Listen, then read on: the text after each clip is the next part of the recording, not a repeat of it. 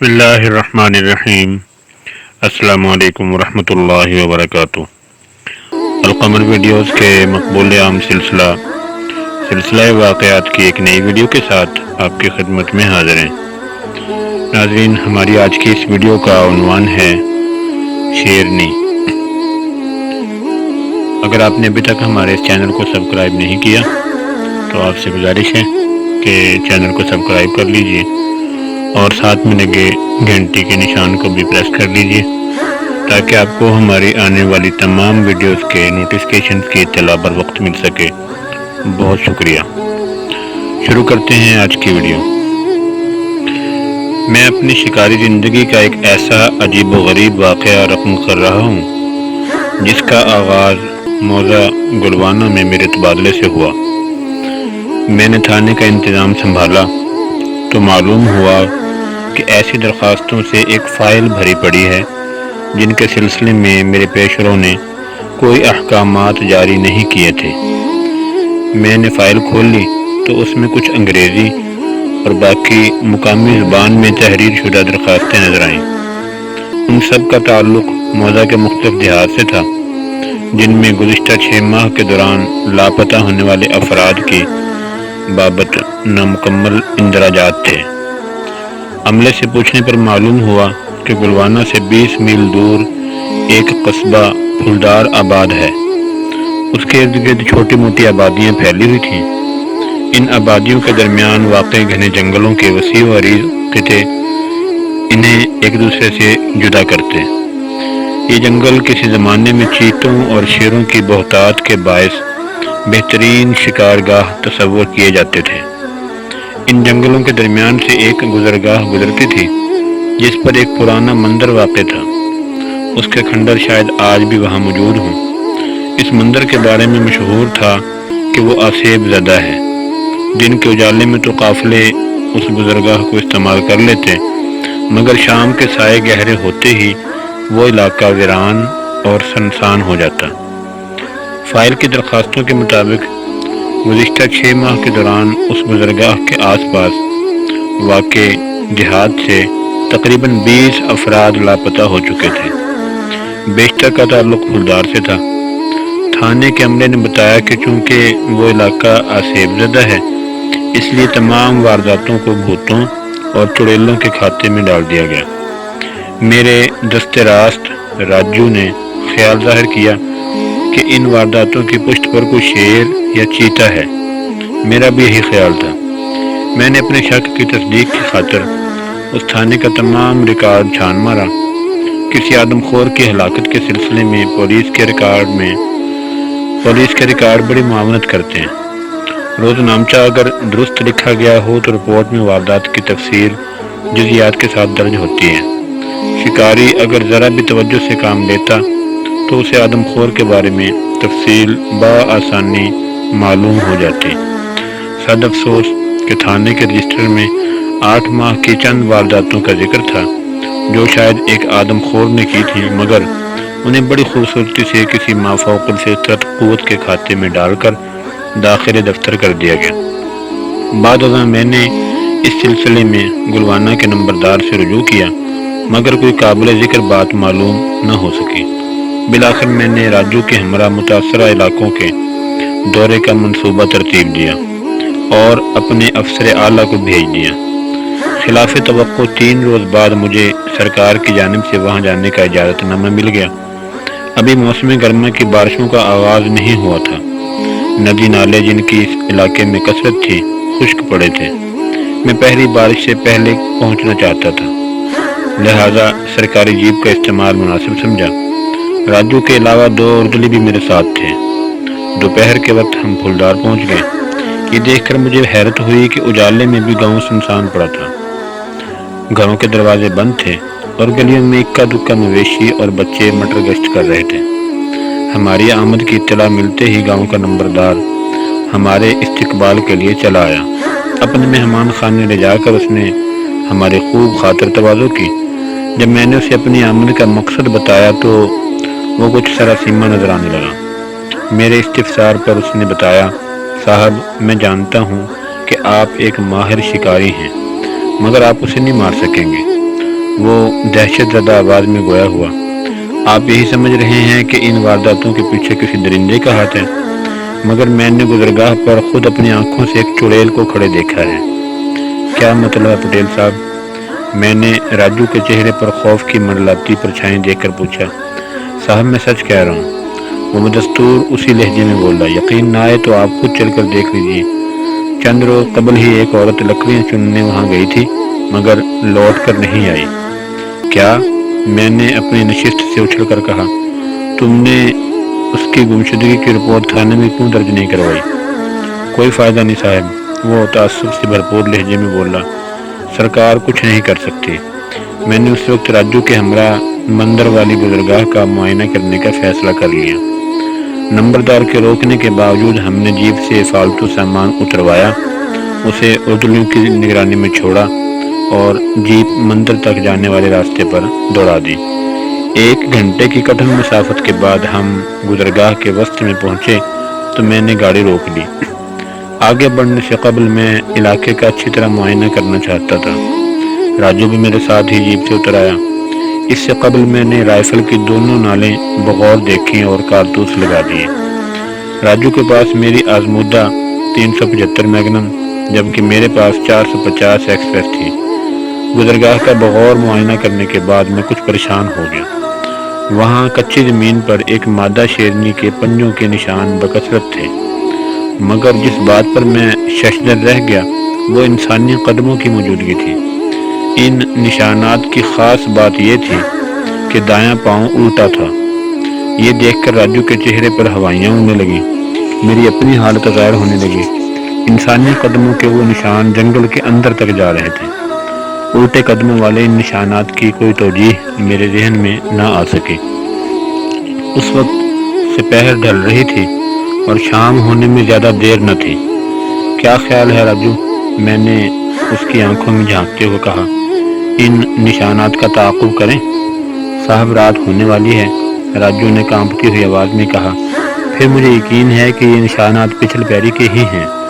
پچھل پیری کی اصطلاح عام طور پر چڑیل کے لیے استعمال ہوتی ہے، کیونکہ عام خیال یہی ہے کہ چڑیل کا دایاں پاؤں الٹا ہوتا ہے۔ راجو نے جس قسم کے ماحول میں آنکھ کھولی تھی وہاں بھوت پریت اور چڑیلوں کے تذکرے روزمرہ کا معمول تھا، لہذا وہ پراسرار نشانات دیکھ کر اس کا خوفزدہ ہونا فطری تھا۔ دیکھو راجو، تم نے اب تک میرے ساتھ درجن بھر درندے شکار کر ڈالے ہیں، میں نے اسے قائل کرنے کی کوشش کرتے ہوئے کہا۔ ان میں اکثر کو بھوت پریت کا شاخسانہ قرار دیا گیا، مگر جب ہم نے معاملے کا کھوج لگایا تو وہ مقامی باشندوں کے ذہن کی پیداوار ثابت ہوئے۔ مگر یہ نشانات، راجو نے خوف میں ڈوبی ہوئی آواز میں جواب دیا۔ مجھے یقین ہے ہم اس اصرار سے بھی پردہ اٹھانے میں کامیاب ہو جائیں گے، مگر اس کے لیے ضروری ہے کہ ان نشانات کا تعاقب کیا جائے۔ اس نے میری بات کا جواب نہیں دیا اور ہراساں انداز میں کبھی راہ گزر کو دیکھتا تو کبھی اس کی نگاہیں جنگل کی طرف اٹھ جاتی۔ اس سے پہلے کہ میں مزید کچھ کہتا، ہوا کے دوش پر ایک ایسی آواز ابھری جسے سن کر راجو کا ہی نہیں میرا بھی رنگ فاق ہو گیا۔ آواز جنگل کی طرف سے سنائی دی تھی۔ راجو، یہ آواز، میں نے مرتعش لہجے میں یوں کہا جیسے مجھے اپنی سماعت پر شبہ ہو۔ یہ تو کسی بچے کے رونے کی آواز ہے صاحب، راجو نے سرسراتی ہوئی آواز میں جواب دیا۔ سرے شام گھنے جنگل کے سناٹے میں گونجنے والی وہ آواز کسی بھی ذی ہوش کے حواس گم کر دینے کے لیے کافی تھی، مگر ہمارا معاملہ مختلف تھا۔ ہماری زندگی کے بیشتر شب و روز گھنے جنگلوں میں خونخوار درندوں سے نبرد آزمائی کرتے ہوئے بسر ہوئے تھے، اسی لیے ہمارے حواس خطا نہ ہوئے۔ ہم فوراً جیپ میں سوار ہو گئے اور اس طرف چل پڑے جہاں سے آواز آئی تھی۔ کچھ لمحوں بعد رونے کی آواز موقوف ہو گئی، مگر ہم محتاط انداز میں رائفلیں تھامے اور آس پاس نظریں دوڑاتے جنگل میں داخل ہو گئے۔ اونچے اونچے درختوں اور گھنی جھاڑیوں کے درمیان بل کھاتی گزرگاہ پر ایک شیرنی کے پنجوں کے نشانات کے ساتھ ساتھ انسانی قدموں کے وہ عجیب و غریب نشانات بھی نظر آئے جو ہم پہلے دیکھ چکے تھے۔ حیرت انگیز امر یہ ہے کہ درندے اور انسانی قدموں کے نشان زیادہ پرانے نہ تھے۔ عجیب الخلقت قدموں کے نشانات اپنی جگہ، مگر شیرنی کے پنجوں کے نشانے دیکھ کر مجھے یقین ہو گیا کہ کہ پھولدار اور گرد و نواح میں ہونے والی گمشدگیوں کی پشت پر ایک آدم خور شیرنی کا ہی ہاتھ ہے۔ ہمارا رخ اس جانب تھا جہاں ہمیں بتایا گیا تھا کہ متروک مندر کے کھنڈر واقع ہیں۔ پنجوں کے نشانات کا رخ بھی اسی طرف تھا۔ ایک ٹیلے کے قریب گزرگاہ دو حصوں میں تقسیم ہو گئی۔ ایک راستہ دائیں جانب سیدھ میں چلا گیا، دوسرا ٹیلے کے اوپر سے چکر کاٹ کر جنگل کے گھنے حصے میں داخل ہو رہا تھا۔ ہم نے سیدھا چلنے کا فیصلہ کیا کیونکہ زمین پر موجود نشانات بھی اسی طرف جا رہے تھے۔ تاریکی کے باعث زمین کا باریک بینی سے معائنہ ممکن نہ تھا، پھر بھی ہم آگے بڑھتے گئے۔ بڑھتے اندھیرے کے باعث نشانات بار بار کھو جاتے اور ہمیں رک کر دوبارہ سلسلہ ملانا پڑتا، خطرے سے، مقابلے کے دباؤ اور نقوش پا کی جستجو میں ہم سمت کا خیال نہ رکھ سکے۔ وہ نشانات ایک ایسی جگہ پہنچ کر اپنا وجود کھو بیٹھے جہاں گزرگاہ کے دونوں کناروں پر برگد اور پیپل کے درخت شاخیں لٹکائے جھوم رہے تھے۔ درختوں کی شاخوں سے گزرگاہ کے کناروں پر لپٹی ہوئی بیلیں ہر لہجہ بڑھتی تاریکی میں خاصا ڈراؤنا منظر پیش کر رہی تھیں۔ مجھے اس امر پر حیرت تھی کہ اس بچے کے رونے کی آواز دوبارہ ہماری سماعت سے نہیں ٹکرائی تھی۔ اب میں نے رائفل کی نال پر لگی ٹارچ روشن کر لی۔ روشنی میں نظر آیا کہ قدموں کے نشانات جنگل میں داخل ہو کر نظروں سے اوجھل ہو رہے ہیں۔ ہم پھر ان کے پیچھے پیچھے چل پڑے۔ آخر تھوڑی دور آگے جا کر ویران مندر کے کھنڈر ہمارے سامنے آ گئے۔ ابھی ہم مندر کا سیاہ ہیولہ دیکھ ہی رہے تھے کہ اچانک دو مختلف آوازیں سن کر ہمارے کان کھڑے ہو گئے اور رائفلیں بے اختیار کندھوں سے آ لگیں۔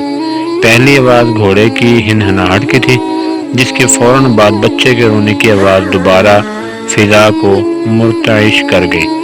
دونوں آوازیں مندر کے اندر سے ابھری تھیں۔ میں نے راجو کو اشارہ کیا اور ہم دونوں ایک دوسرے کی پیٹھ سے پیٹھ جوڑے اطراف کا بغور جائزہ لیتے مندر کی طرف بڑھنے لگے۔ اب راجو نے بھی اپنی ٹارچ روشن کر لی۔ بچے کے رونے کی آواز تسلسل کے ساتھ ابھر رہی تھی۔ جیسے ہی ہم مندر کے احاطے میں داخل ہوئے، ہمیں حیرت کا شدید جھٹکا لگا۔ احاطے کے اندر ایک بت استادہ تھا، جس کے قدموں میں ایک بچہ ہاتھ پاؤں مارتا ہوا بلک بلک کر رو رہا تھا۔ اس سے کچھ فاصلے پر ایک اعلیٰ نسل کا گھوڑا بے چینی سے زمین پر کھر مارتا دکھائی دیا۔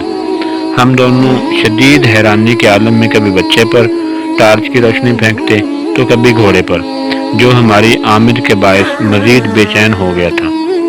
آس پاس کسی اور زیروح کا نام نشان تک نہ تھا۔ میں اس ویرانے میں معصوم بچے اور ساز و سامان سے آراستہ گھوڑے کی موجودگی کا کوئی جواز تلاش نہ کر سکا۔ وہ دیکھیے صاحب، دفعتاً راجو نے ٹھٹک کر اپنی ٹارچ کی روشنی بچے سے کچھ فاصلے پر ڈالی اور میں بھی ٹھٹکے بغیر رہ نہ سکا۔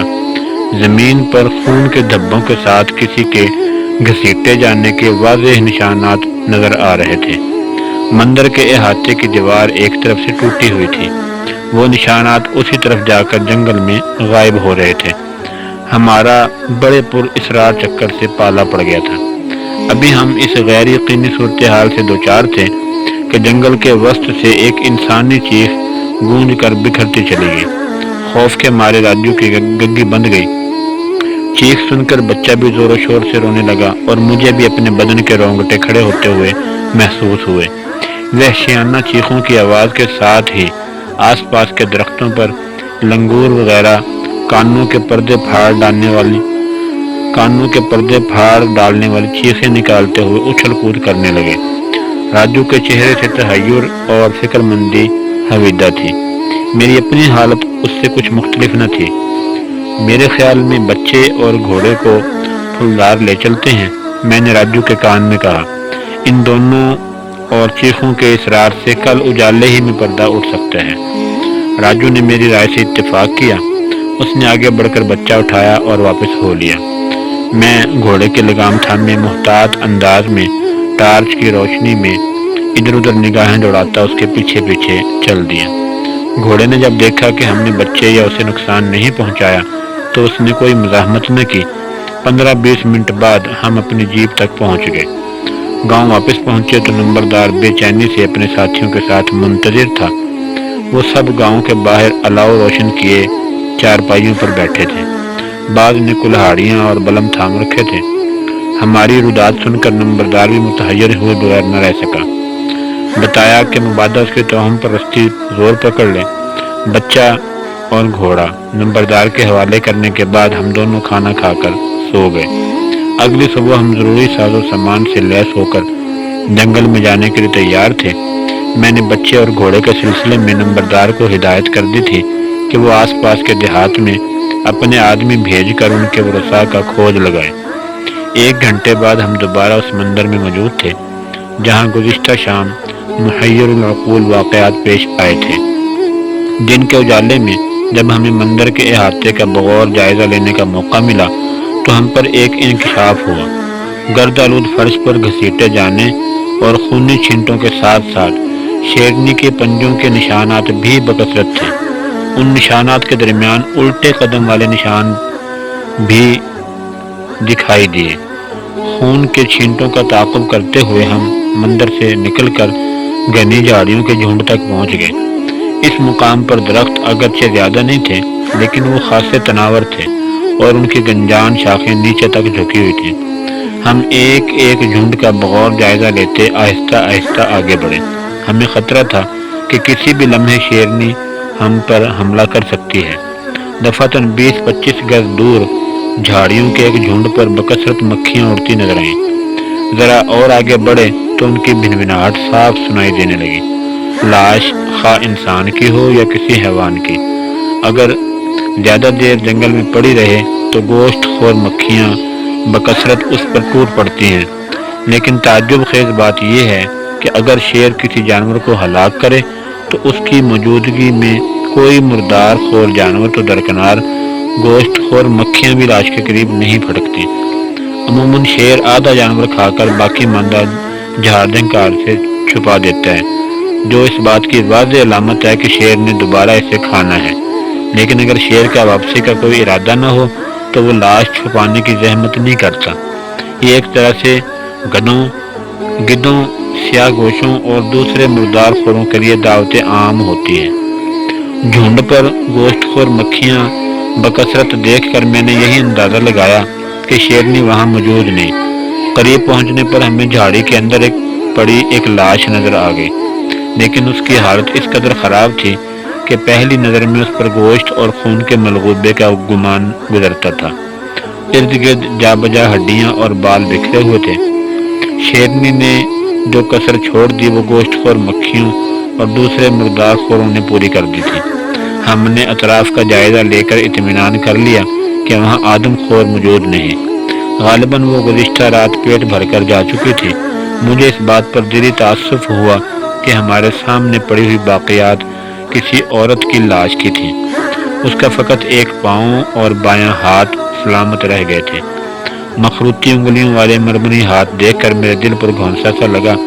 جانے کیوں مجھے لگا کہ وہ خاصی خوبصورت عورت ہوگی۔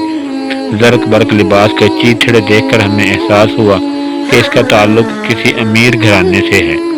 مجھے یقین ہے جناب وہ گھوڑا اسی عورت کی ملکیت تھا، راجو تعصب بھرے انداز میں بولا، اور شاید وہ بچہ بھی۔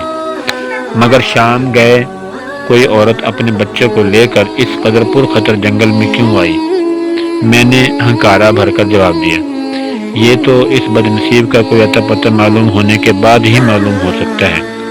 یہ کہہ کر راجو نے ایک لکڑی سے لاش کو یوں الٹ پلٹ کر دیکھا جیسے اسے کسی شے کی تلاش ہو۔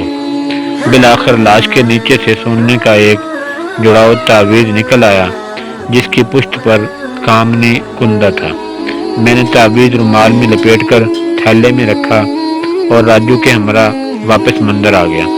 آس پاس کا بغور جائزہ لینے کے بعد ہم پر یہ انکشاف ہوا کہ شیرنی نے اپنے بیشتر شکار کھنڈر کے قریب ہی ہڑپ کیے تھے۔ جھاڑیوں میں جا بجا انسانی ہڈیاں اور لباس کے بوسیدہ چیتڑے بکھرے پڑے تھے۔ مجھے یقین ہے یہ مندر آدم خور کا مستقل ٹھکانہ ہے، میں نے رائے دی۔ لیکن صاحب وہ الٹے پاؤں والے نقوش اور رات کو سنائی دینے والی چیخ، راجو جھرجھری لے کر بولا، اگر میں نے وہ چیخ نہ سنی ہوتی یا الٹے قدموں کے نشانات نہ دیکھے ہوتے تو شاید میں بھی اس بات پر یقین نہ کرتا۔ مجھے خاموش پا کر راجو بولا، صاحب یہاں ضرور کوئی ایسا چکر چل رہا ہے جو ہماری سمجھ سے بالاتر ہے، فی الحال ہم گاؤں واپس چلتے ہیں۔ میں نے جواب دیا، خوراک اور وافر گولیاں لے کر ہم سر شام مندر کے قریب کسی مضبوط درخت پر مچان بنائیں گے۔ مجھے یقین ہے اس طرح ہم نہ صرف آدم خور کو کیفر کردار تک پہنچا دیں گے بلکہ چڑیل کے اصرار سے بھی پردہ اٹھ جائے گا۔ مچان کے لیے ایک تناور درخت کا انتخاب کرنے کے بعد ہم واپس گاؤں پہنچ گئے۔ نمبردار بے چینی سے ہمارا منتظر تھا۔ اس کے ساتھ ہی ہمیں ایک آدمی کھڑا نظر آیا، معمولی سے لباس میں ملبوس۔ وہ شخص مجھے دیکھتے ہی میرے قدموں میں گر گیا۔ میں نے اسے اٹھایا تو وہ میرے ہاتھوں کو بوسے دینے لگا۔ ارے یہ کیا کر رہے ہو؟ میں نے بڑی مشکل سے خود کو چھڑاتے ہوئے کہا، جناب یہ اس بچے کا باپ ہے جسے کل رات آپ جنگل سے نکال کر لائے تھے۔ نمبردار صاحب نے وضاحت کی۔ تمہارا بچہ کیسے گم ہوا تھا؟ میں نے اسے اپنے ساتھ چارپائی پر بٹھاتے ہوئے کہا، صاحب کوئی رات کے وقت اسے میری بیوی کے پہلو سے اٹھا کر لے گیا تھا۔ وہ گڑ گڑا کر بولا، بدقسمتی سے اس آدمی سے کوئی کام کی بات معلوم ہو سکی، نہ ہی گھوڑے یا عورت کے بارے میں کچھ پتا چلا۔ اگر نمبردار اسے وہاں سے نہ بھیجتا تو شاید غریب آدمی ممنونیت کے مارے وہیں بیٹھا رہتا۔ بچے کے ساتھ ساتھ نمبردار نے گھوڑے کے مالک کا پتہ چلانے کی کوششیں بھی کی تھی مگر اس کا کوئی سراغ نہ ملا۔ ہم نے اسے عورت کی لاش کا بتایا تو وہ ششدر رہ گیا۔ ہمارے ساتھ جا کر لاش دیکھنے پر نمبردار نے بتایا کہ یہ اس عورت کی نہیں جو چند دن پہلے غائب ہوئی تھی۔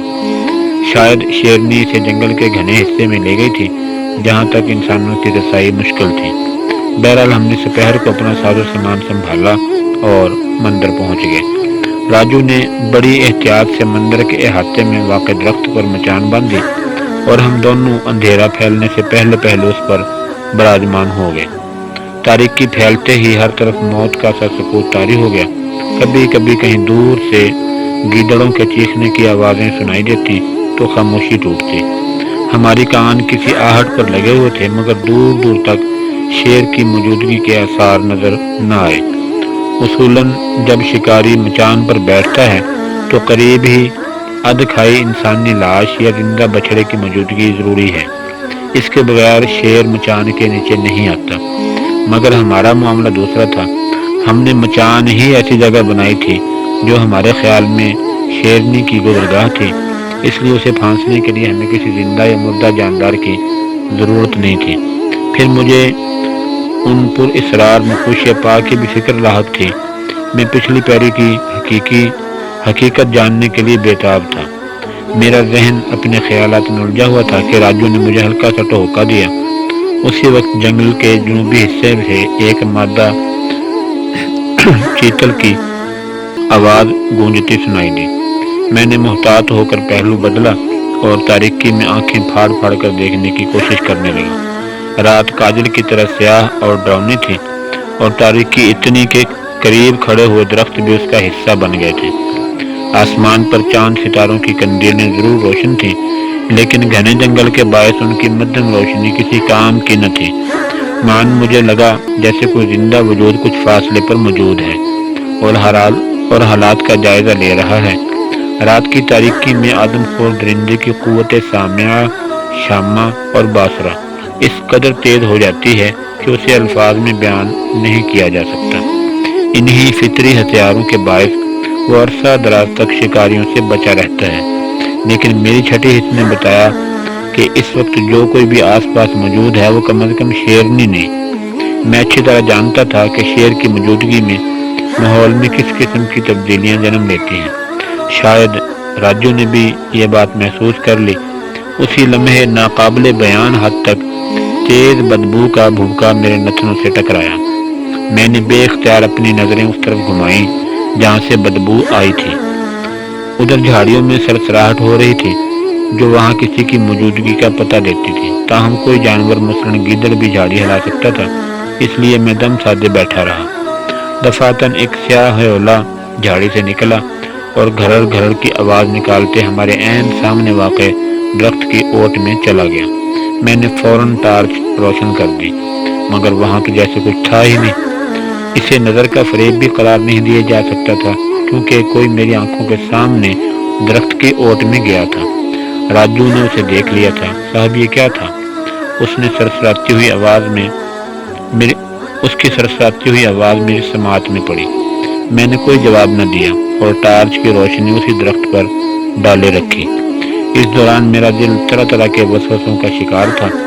میری شکاری زندگی میں چند بار ہی ایسا ہوا تھا کہ کوئی بھولا بھٹکا انسان عین اس لمحے جنگل میں آ ٹپکا جب میں مچان پر بیٹھا شیر کا انتظار کر رہا تھا۔ تب میں نے بڑی مشکل سے نہ صرف درندے کو کیفر کردار تک پہنچایا بلکہ اس شخص کی جان بھی بچا لی۔ مجھے لگ رہا تھا کہ میں پھر ایسی ہی کٹھن صورتحال سے دوچار ہوں۔ اس لمحے جنگل کا چپا چپا گہرے سکوت میں غرق ہو گیا تھا۔ میں نے رائفل پر گرفت مضبوط کر لی۔ اس کا کندھا میری ران پر ٹکا ہوا تھا۔ میں بڑی احتیاط سے آہستہ آہستہ اسے کندھے تک لانے میں کامیاب ہوا۔ تقریباً 10 منٹ یوں ہی گزر گئے۔ رات کا بڑا حصہ بیت چکا تھا اور سردی نقطۂ عروج پر تھی۔ مان داہنی طرف سے خفیف سی آواز آئی اور اب میں نے اس پر اپنی سماعت مرتکز کر دی۔ یوں لگتا تھا جیسے کوئی جاندار خشک پتوں پر دبے پاؤں چل رہا ہے۔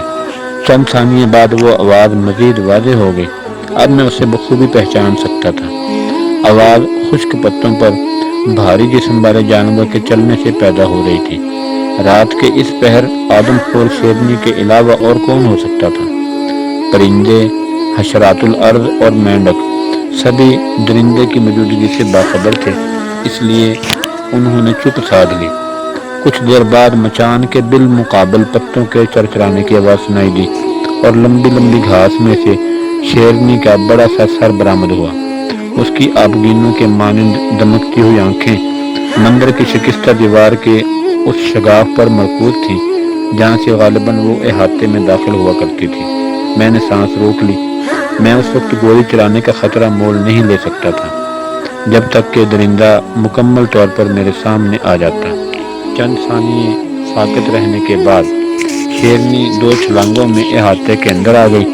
احاطے کے اس حصے میں درختوں سے چھن کر آنے والی چاندنی نے سما کچھ روشن کر رکھا تھا۔ میں مدھم روشنی میں دیکھ کر کانپ اٹھا کہ شیرنی نے ایک انسانی لاش اٹھا رکھی تھی۔ دیکھتے ہی دیکھتے درندے نے لاش زمین پر رکھی اور سڑپ سڑپ کی آوازوں کے ساتھ اس کا خون چاٹنے لگی۔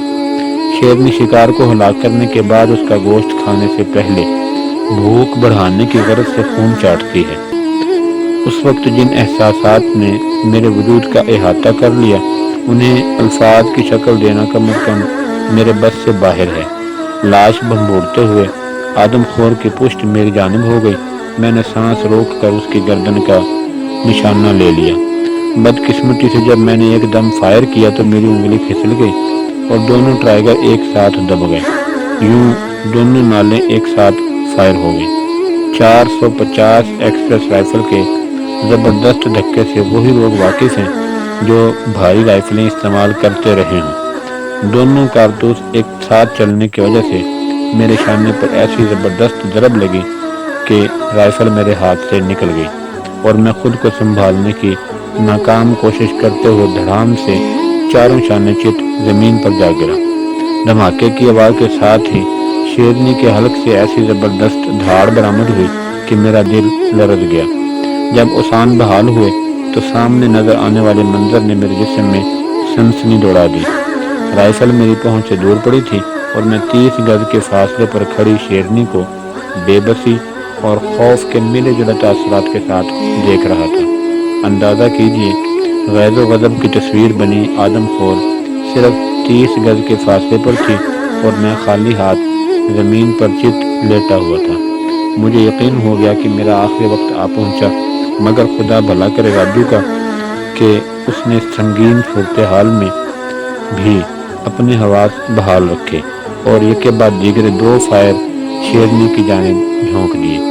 میرے فائر تو ضائع ہو گئے تھے مگر راجو کی گولیاں بھی شیرنی کا کچھ نہ بگاڑ سکی۔ اب تو مجھے اپنی موت کا پکا یقین ہو گیا۔ اس دوران شیرنی چوکنے انداز میں میری جان بڑھنے لگی۔ میں نے کھسک کر اپنی پشت درخت کے تنے سے لگا لی ادھر راجو بھی اپنی رائفل دوبارہ بھر چکا تھا۔ اس نے فائر کیا تو اچانک درخت کی اوٹ سے نکل کر ایک سیاہ ہیولا اس کے اور شیرنی کے درمیان حائل ہو گیا۔ راجو کی چلائی ہوئی دونوں گولیاں شیرنی کو لگنے کی بجائے اس سیاہ ہیولے کے جسم سے آر پار ہو گئی۔ اسی لمحے شیرنی ایک ہی جست میں احاطے کی دیوار پار کر کے گھنے جنگل میں روپوش ہو گئی۔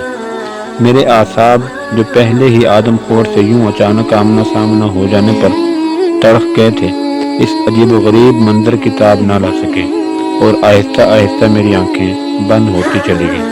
اس کے بعد کیا ہوا مجھے کچھ یاد نہیں، بس یہ احساس باقی رہا کہ میرا ذہن اتھاہ گہرائیوں میں ڈوبتا جا رہا ہے۔ منہ پر ٹھنڈے پانی کے چھینٹے پڑتے ہی میں ہوش و حواس کی دنیا میں واپس لوٹ آیا۔ راجو نے میرا سر اپنی گود میں رکھا ہوا تھا اور وہی میرے چہرے پر پانی کے چھینٹے مار رہا تھا۔ کچھ فاصلے پر میلے کچیلے چیتھڑوں میں ملبوس کسی انسان کی لاش پڑی تھی۔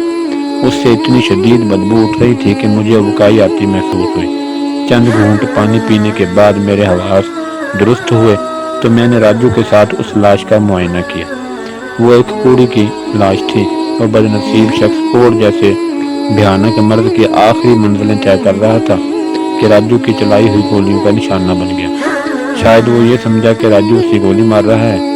اس زمانے میں الموڑا، کماؤں اور دوسرے دیہی علاقوں میں کوڑ کثرت سے پھیلا ہوا تھا۔ طبی سہولیات نہ ہونے اور جہالت کے باعث لوگ مریض کا علاج معالجہ نہیں کراتے تھے، اس لیے مرض بڑھتا رہتا۔ کوڑی کو عام طور پر اس کے رشتہ دار بھی قبول نہ کرتے اور بیچارہ جنگلوں بیابانوں میں زندگی کے آخری ایام بسر کرنے پر مجبور ہو جاتا۔ اس وقت ہمارے سامنے ایسے ہی کسی کوڑی کی لاش پڑی تھی۔ عجیب بات یہ تھی کہ غالباً پولیو کے باعث اس کا داہنا پاؤں غیر فطری انداز میں مڑا ہوا تھا۔ مجھے یقین ہو گیا کہ الٹے قدموں کے وہ نشان اسی بدنصیب شخص کے تھے اور وہی راتوں کو تکلیف کے باعث جنگل میں چیختا بھی رہتا۔ سادہ لوگ دیہاتی اسے پچھل پیری سمجھ کر اس سے خائف ہو گئے۔ نہایت بدبودار گوشت کی وجہ سے اس چلتی پھرتی لاش سے دیگر حیوان تو کیا شیر بھی قریب نہیں پھٹکتا تھا۔ میرے ہاتھ سے ظلم ہو گیا صاحب، راجو کی درد میں ڈوبی آواز میری سماعت سے ٹکرائی۔ میں نے اس کی طرف نگاہ اٹھائی تو صبح کاذب کے ملگجے اجالے میں راجو کی آنکھوں سے آنسوں کی لڑیاں بہتی صاف دکھائی دیں۔ ارے بے وقوف، تو نے تو اس بدنصیب پر احسان کیا ہے، میں نے اس کا کندھا چلناڑتے ہوئے کہا۔ سسک کر جینے سے یہ اندھی موت ہزار درجے بہتر ہے۔ ہو سکتا ہے وہ بھی مرنا چاہتا تھا، ورنہ ایسے موقع پر کبھی یہاں نہ آتا۔ دن کے اجالے میں احاطے کا معائنہ کرنے پر انکشاف ہوا کہ ہماری چلائی ہوئی گولیوں میں سے کوئی ایک شیرنی کو زخمی کر گئی تھی، کیونکہ خون کے نشانات جنگل میں خاصی دور تک چلے گئے تھے۔ شیر کے شکار کا سب سے خطرناک مرحلہ اسے تعاقب کر کے ہلاک کرنا ہے۔ مچان پر سے تو کوئی بھی درندہ بآسانی شکار کیا جا سکتا ہے، مگر دو بدو مقابلے میں شکاری کی اپنی جان جانے کے امکانات بھی خاصے ہوتے ہیں۔ خصوصاً جب شیر زخمی ہو تو خطرہ دو چند ہو جاتا ہے۔ ہم نے فوراً شیرنی کا تعاقب کرنا مناسب نہیں سمجھا اور گاؤں واپس آ گئے۔ نمبردار ہماری بکتا سن کر حیران پریشان ہو گیا۔ ہمارے یقین دلانے کے باوجود وہ یہی سمجھتا رہا کہ جنگل اب بھی پچھل پیری سے آباد ہے۔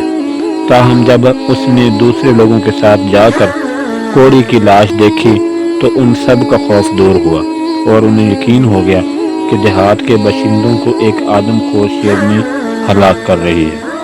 ہمارے استفسار پر اس نے بتایا کہ اس گھوڑے کے مالک کا تاحال کوئی سراغ نہیں مل سکا۔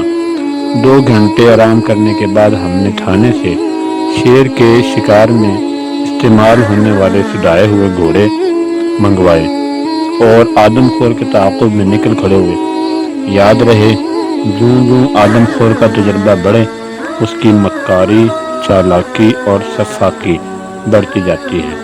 اس کی حسیات اتنی قوی ہو جاتی ہیں کہ وہ دور سے شکاری کی بو پا لیتا ہے اور پھر ادھر کا رخ نہیں کرتا۔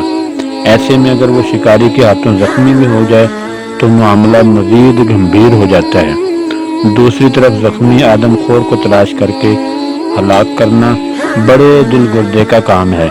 عام طور پر شکاری شیر تلاش کرنے کے لیے ہانکا کراتے ہیں۔ چونکہ میں پہلے 2 مرتبہ ہانکے کے دوران تلخ تجربات سے دوچار ہو چکا تھا، اس لیے میں نے تہیہ کر لیا تھا کہ آئندہ کبھی ہانکے کا سہارا نہیں لوں گا۔ ہم نے زخمی شیرنی کو تلاش کرنے کی مہم کا آغاز متروک مندر سے کیا۔ خاصی دور تک زخمی درندوں کے خون کے نشانات ہماری رہنمائی کرتے رہے۔ پھولدار کا وہ علاقہ خاصا زرخیز اور شاداب تھا۔ چھوٹے چھوٹے پہاڑ گھنے جنگلوں سے ڈھکے ہوئے تھے۔ جہاں جنگل ذرا چھدرا ہوتا وہاں دل فریب مرغزار میلوں تک پھیلے نظر آتے۔ ان میں ہرن، چیتل، سانبر اور دوسرے چرند پرند بکثرت گھوم رہے ہوتے۔ کہیں کہیں شیر اور چیتے بھی محو استراحت دیکھنے کو ملے، لیکن ان میں کوئی بھی ہمارا مطلوبہ درندہ نہ تھا، اس لیے ہم ان سے کنی کترا کر آگے بڑھتے رہے۔ جنگل سے نکل کر ہم ایک ناہموار علاقے میں پہنچ گئے۔ وہاں اونچے اونچے ٹیلوں کی بہتات تھی۔ وہیں ایک جگہ کچی زمین پر آدم خور کے نقوش پا صاف نظر آئے۔ گزشتہ شب شیرنی نے 10 میل کا فاصلہ طے کیا تھا۔ اس کا مطلب تھا کہ وہ زیادہ زخمی نہیں ہوئی تھی، بصورت دیگر وہ اتنی طویل مسافت کبھی طے نہ کر پاتی۔ ایک ٹیلے کی بلندی پر پہنچ کر ہم نے گھوڑے روک لیے۔ دوپہر کی چمکتی دھوپ میں ہمارے سامنے 10-15 کچے مکانات پر مشتمل ایک بستی آ گئی تھی۔ شیر کے قدموں کے نشانات اسی بستی تک جا رہے تھے۔ اس کے پار سبزے سے ڈھکی اونچی نیچی پہاڑیاں تھیں، جن کے پیچھے پھر گھنے جنگل کا سلسلہ شروع ہو جاتا تھا۔ بستی پر چھایا موت کا سا سکوت اس کی ویرانی کا غماز تھا۔ ہم گھوڑوں کو دل کی چال چلاتے بستی میں لے گئے۔ مکان ٹوٹے پھوٹے پتھروں اور گارے سے بنائے گئے تھے، جن کی چھتیں گھاس پھوس اور لکڑی سے بنی ہوئی تھی۔ مکانات کے سامنے دور تک کشادہ میدان تھا، جس میں کہیں کہیں کھیت نظر آئے، مگر اب وہ بنجر ہو چکے تھے۔ ہم نے 1-2 گھروں کے اندر جھانکا، مگر ٹوٹے پھوٹے گھروں اور پرانے کپڑوں کے سوا کچھ نظر نہ آیا۔ یوں لگتا تھا جیسے وہاں کے مکین ہنگامی حالات سے دوچار ہونے کے بعد شدید خوف و ہراس کی حالت میں بستی خالی کر گئے ہیں۔ آدم خور کے علاقہ واردات میں کسی بستی کا ایسا حشر معمول کی بات تھی۔ ہم پہلے بھی ایسی کئی بستیاں دیکھ چکے تھے، اس لیے زیادہ حیران نہ ہوئے۔ مجھے یقین تھا کہ اس بستی کے بدنصیب مکین آدم خور سے کم اور پچھڑ پیری سے زیادہ خائف تھے۔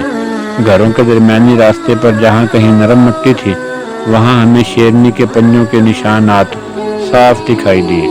وہ گھاس کے میدان تک جا رہے تھے۔ ابھی ہم نشانات کے تعاقب میں آگے بڑھنے کا سوچ ہی رہے تھے کہ معاً جنگل میں شیر کی فلک شگاف گرج گونجی، جس کے ساتھ ہی یکے بعد دیگرے رائفل کے 2 دھماکے سنائی دیے۔ اگلے لمحے فضا پر یوں سکوت چھا گیا گویا کچھ ہوا ہی نہیں تھا۔ ہم دونوں ششدر کھڑے ایک دوسرے کا منہ تکنے لگے۔ وہ دھماکے شناخت کرنے میں مجھے بمشکل 1 پل لگا۔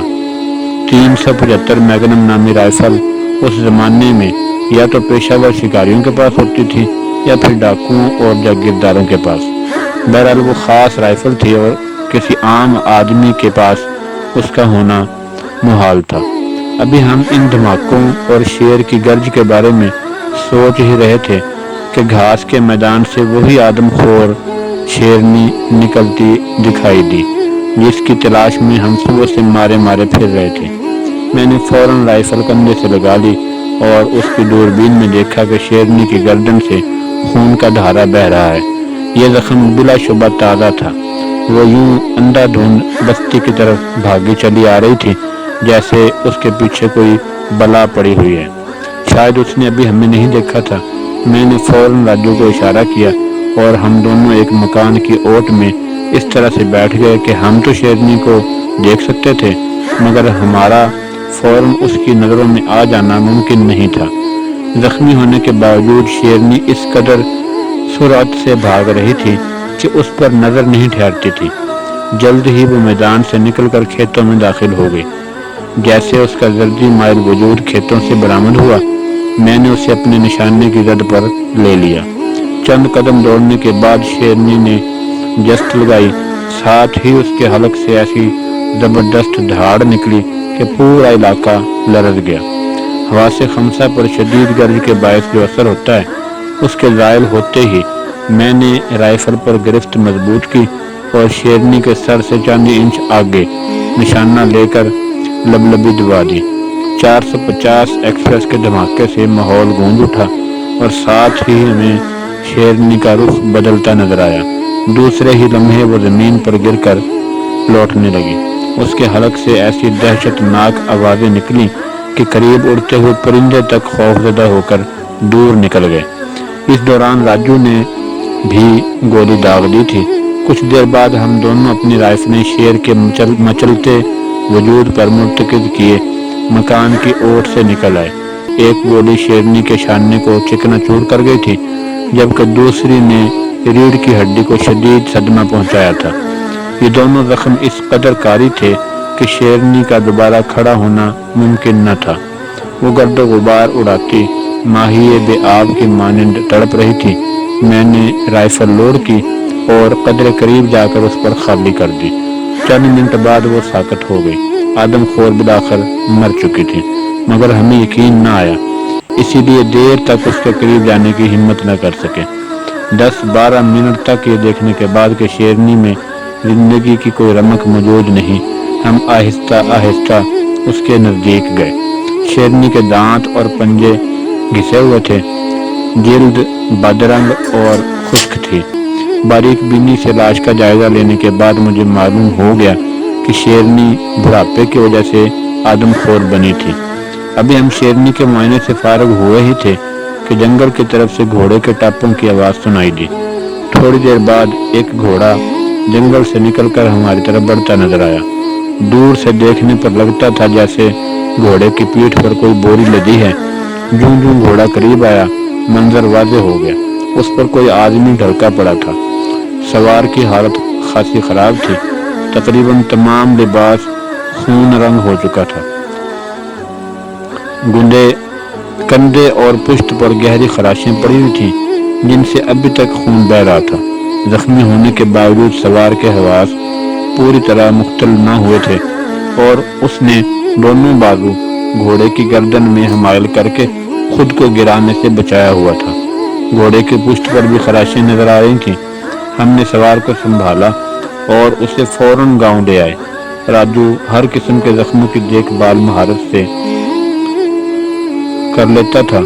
गांव पहुंचते ही उसने सवार के जख्म साफ करने के बाद उन पर मरहम पट्टी कर दी। मुझे यकीन था कि सवार की यह हालत जार आदमखोर के साथ मुठभेड़ होने के बायस हुई थी। पूरे इलाके में यह खबर जंगल की आग की तरह फैल गई कि आदमखोर शेरनी चल बसी है। लोग दूर दूर से उसे देखने आने लगे। फुलदार के बासी तो इस कदर मसरूर हुए कि उन्होंने हमारी शान में बाकायदा जश्न का एहतमाम कर डाला। कुछ दिन बाद जख्मी सवार के जख्म भरने लगे और वह बोल चाल के काबिल हो गया। एक शाम राजू के साथ जाकर मैंने उसकी खैरियत दरियाफ्त की। साथ ही मैं ये भी जानना चाहता था कि वो कौन है और कहाँ जा रहा था। हमें जंगल से उसकी 574 मैग्नम राइफल मिल गई थी, जो गालिबन तब उसके हाथों से छूट कर गिर पड़ी जब शेरनी ने हमला किया था। मैं पहले ही बयान कर चुका हूँ कि वो राइफल जागीरदारों, डाकुओं या फिर शिकारियों के पास ही हुआ करती थी। लिहाजा मैं उस शख्स की हकीकत जानने के लिए बेताब था। बड़े इसरार के बाद वो हमें अपनी आप बीती सुनाने पर रजामंद हुआ, मगर उसने मेरी हकीकत जानने के बाद मुझसे वादा लिया कि मैं उसकी बाबत जानने के बाद उसे आगे जाने से नहीं रोकूंगा।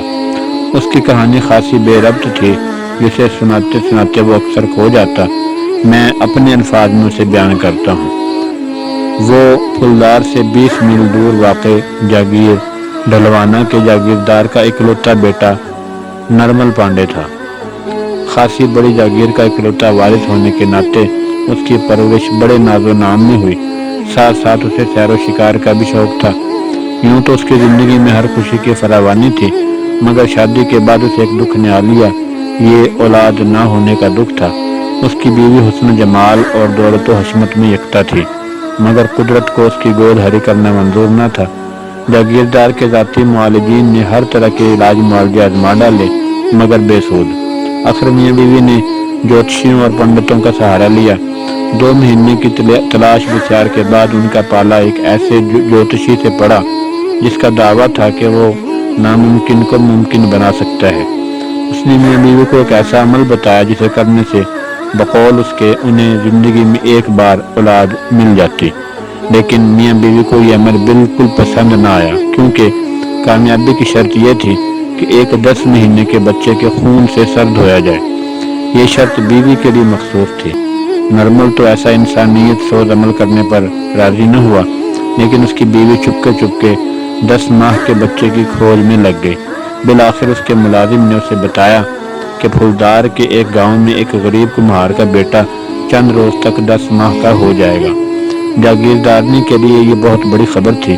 اپنی گود بھرنے کے لیے وہ کسی کی گود اجاڑنے سے بھی نہ چونکی اور غریب کمہار کا بچہ اٹھوا لیا۔ چونکہ اسے خدشہ تھا کہ اس کا شوہر راہ کی رکاوٹ بن جائے گا، اس لیے اس نے عمل کی رات نرمل پانڈے کو نشہ و دودھ پلا کر بے ہوش کیا اور بچہ لے کر وہاں سے نکل کھڑی ہوئی۔ اس کی منزل وہی سنسان مندر تھا جہاں وہ اپنا شقی القلب عمل کرنے سے قبل خود ہی آدم خور کا شکار بن گئی تھی۔ نرمل کے ساتھ بعد میں جو حالات پیش آئے وہ اسی کی زبانی سنیے۔ جیسے ہی مجھے ہوش آیا میں نے ملازموں سے اپنی بیوی کے بارے میں پوچھا۔ انہوں نے بتایا کہ وہ اپنے رشتہ داروں سے ملنے گئی ہے، لیکن میرا دل نہیں مانتا تھا کیونکہ وہ میرے بغیر کبھی بھی کہیں نہیں گئی تھی۔ بہرحال کچھ دن انتظار کرنے کے باوجود جب اس کی کوئی خبر نہ ملی تو میں نے اس کے رشتہ داروں کے ہاں جانے کی ٹھانی۔ ابھی میں جنگلوں سے گزر رہا تھا کہ ایک زخمی شیرنی سے میری مڑ بھیڑ ہو گئی۔ اس کے بعد کے واقعات سے آپ بخوبی واقف ہیں۔ تم نے کہا تھا کہ میں تمہاری آپ بیتی سننے کے بعد تمہیں آگے جانے سے نہ روکوں گا، مگر مجھے افسوس ہے کہ تمہارے آگے جانے کا اب کوئی فائدہ نہیں، میں نے گمبھیر لہجے میں کہا۔ تو نرمل پانڈے نے مجھے چونک کر دیکھا۔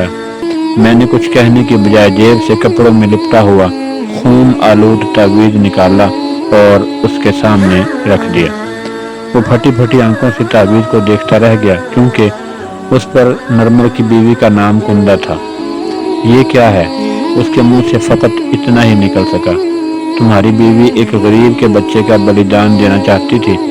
میں نے سرسراتی ہوئی آواز میں جواب دیا، مگر قدرت نے اسے آدم خور کا لقمہ بنا ڈالا۔